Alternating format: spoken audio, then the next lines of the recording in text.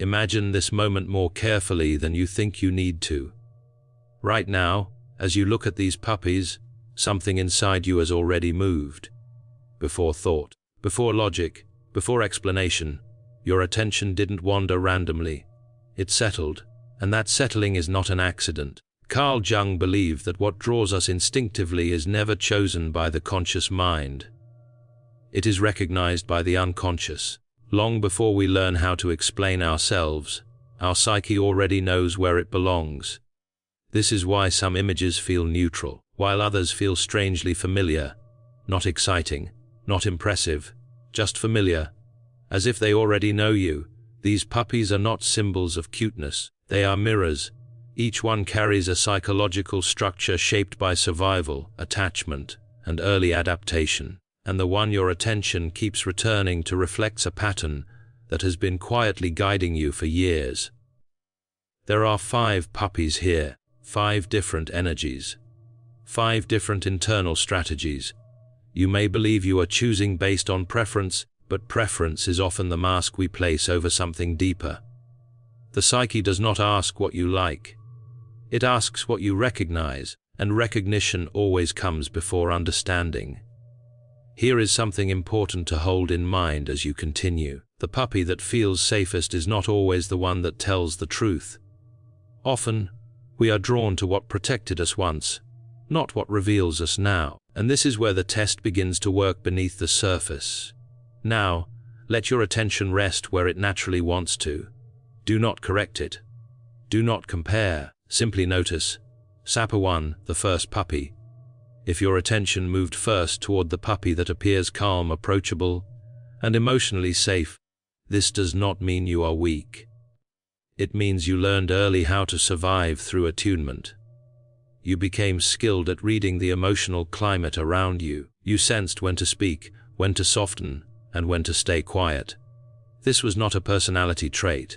It was an adaptation. Jung would describe this as the formation of a highly functional persona, a self that learned how to remain acceptable, non-threatening, and emotionally manageable for others. You are often the one people feel comfortable around. You de-escalate tension without effort. You make others feel understood. But what is rarely noticed is how much of yourself you learn to withhold in the process. Your shadow here is not aggression or selfishness. It is the fear that expressing your full emotional weight might disrupt connection. Somewhere along the way, you learned that being easy to be with was safer than being fully seen. And so you became reliable, stable, and emotionally accommodating. This worked. It protected you. But it also quietly separated you from your deeper impulses. People often mistake this for emotional maturity, but Jung warned that a persona that becomes too polished slowly distances the individual from the self. You may feel functional, even successful, yet there is often a subtle sense of absence beneath it all, as if you are present everywhere except fully inside yourself. And this is where the tension begins to form. Because something in you knows there is more, and that awareness does not disappear. Sapper 2, the second puppy. If instead your attention went to the puppy that seems alert, slightly guarded, and watchful, then your psyche carries a different imprint. You learned early that stability could not be assumed, that environments change without warning, that safety must be monitored. You adapted by staying ready. Jung would recognize this as a hyper-vigilant psychological structure. Your awareness is sharp.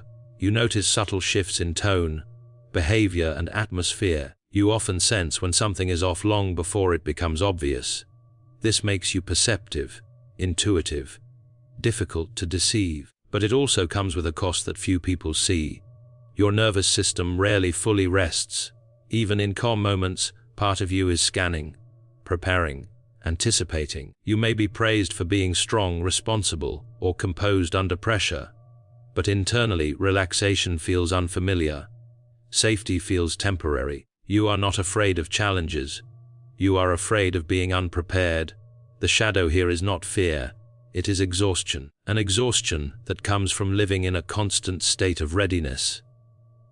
From believing that if you let your guard down, something important will be lost. This strategy once kept you protected, but over time, it can make peace feel undeserved or even dangerous.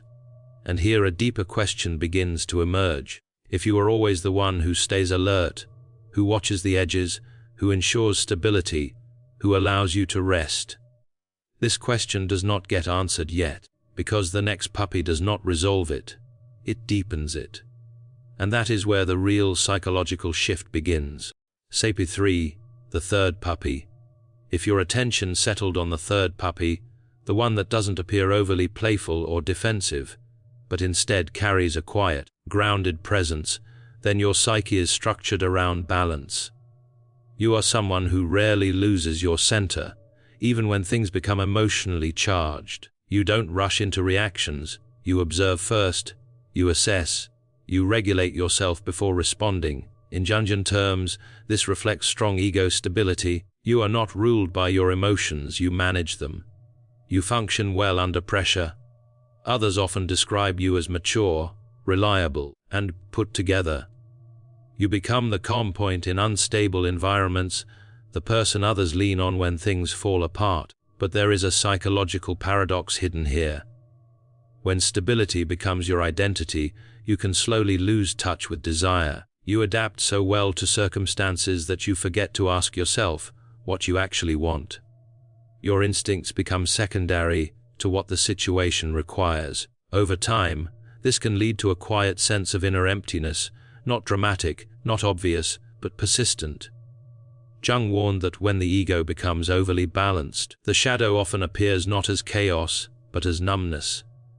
A subtle question begins to surface: am I alive, or am I simply functioning? Growth for you begins when you allow instability in small, intentional ways, when you permit curiosity, excitement, and risk to re-enter your life without threatening your sense of control. Psyche 4, the fourth puppy. If you were drawn to the fourth puppy, strong, alert, slightly intimidating, then your psyche is organized around protection and control. Early in life, you learned that the world is not always safe. You learned that boundaries matter. You learned that vulnerability has consequences. And so you developed strength, decisiveness, and emotional armor. Jung would recognize this as the warrior, protector archetype. You naturally step into leadership. You don't shy away from responsibility. You handle crises with clarity while others panic.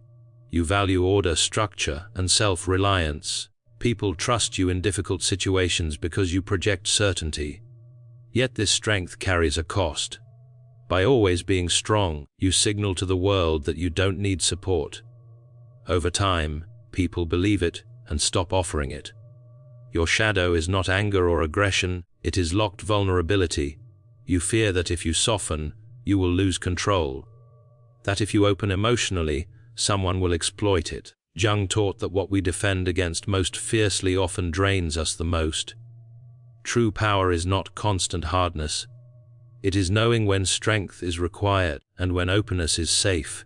Healing begins when you allow selective vulnerability, not everywhere and not with everyone, but where it is deserved.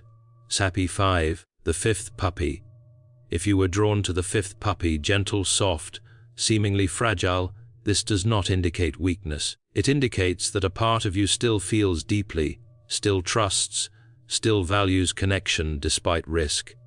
You have not fully shut down your sensitivity, even though the world may have pressured you to. Jung associated this with the inner child and deep emotional intuition. You are empathetic. You sense emotional shifts quickly.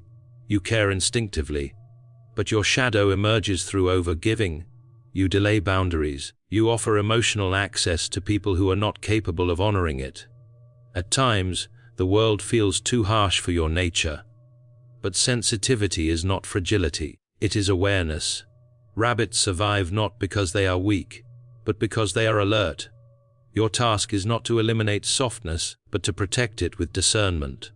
Not everyone deserves access to your emotional depth. When sensitivity is integrated with boundaries, it becomes one of the most powerful psychological traits a person can possess.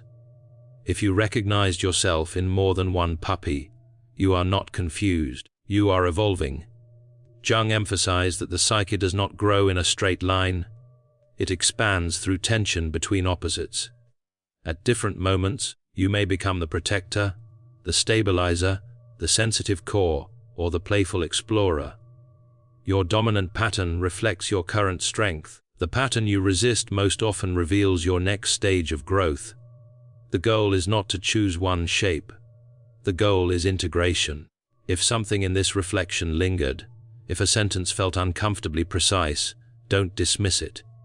According to Jung, awareness only transforms a life when it is respected. If this video resonated, like it so it can reach others who may be quietly searching. Comment 1, 2, 3, 4, or 5, naming awareness gives it form. And if this channel speaks to parts of you that are rarely understood, subscribe. Not for content, for continuity, because self-understanding is not a moment. It is a process, and you do not have to walk it alone.